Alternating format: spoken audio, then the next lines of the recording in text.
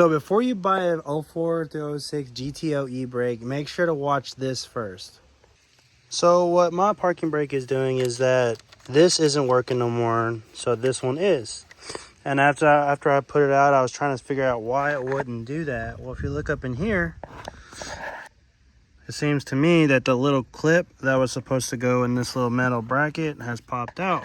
So this could save you guys money.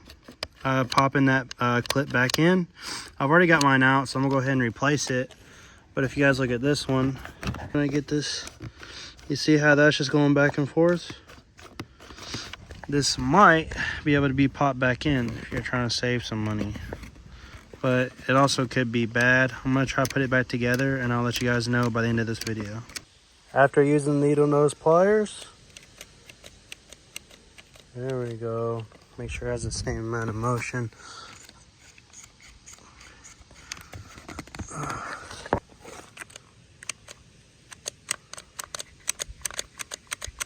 It might not work. It's just up to you guys if you guys want to try it before you guys buy one.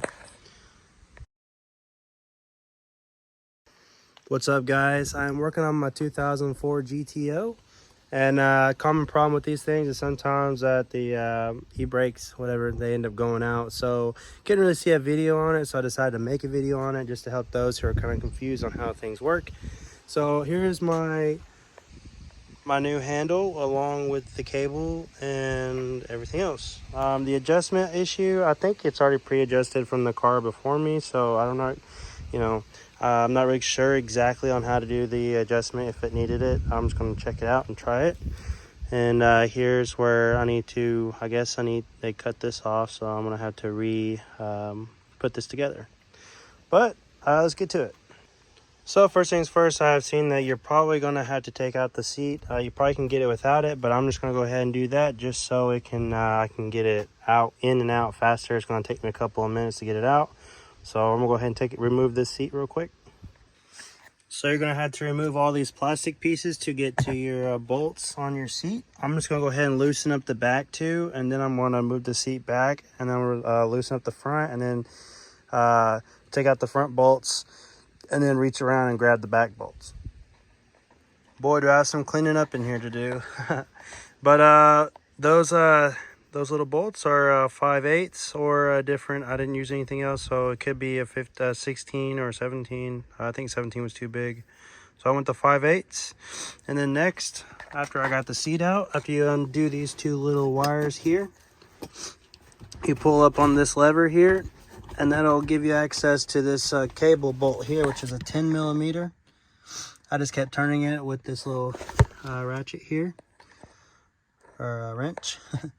And then next, you're going to take off these two bolts here that is holding the cable itself. So as you can see, I don't have to push up on mine for it to even move. So mine's broke.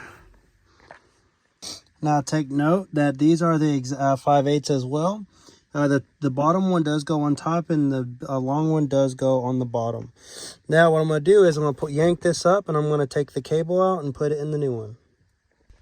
Now, to get this part out, I did have to put a thing in here and pry it out.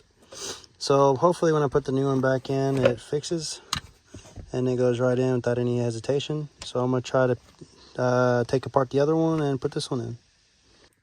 Okay, so far, what I did was I put that little sensor thing back on in the back.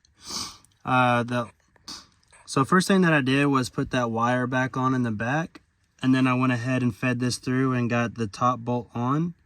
And then I went ahead and put the two bolts back in, and then I started tightening it down. So now, when I press the button, it stays. Press it, releases. So now I have a parking brake. Now I just got to figure out where to adjust it. I'm going to look back in my video and see how many threads I had on here before I took it off.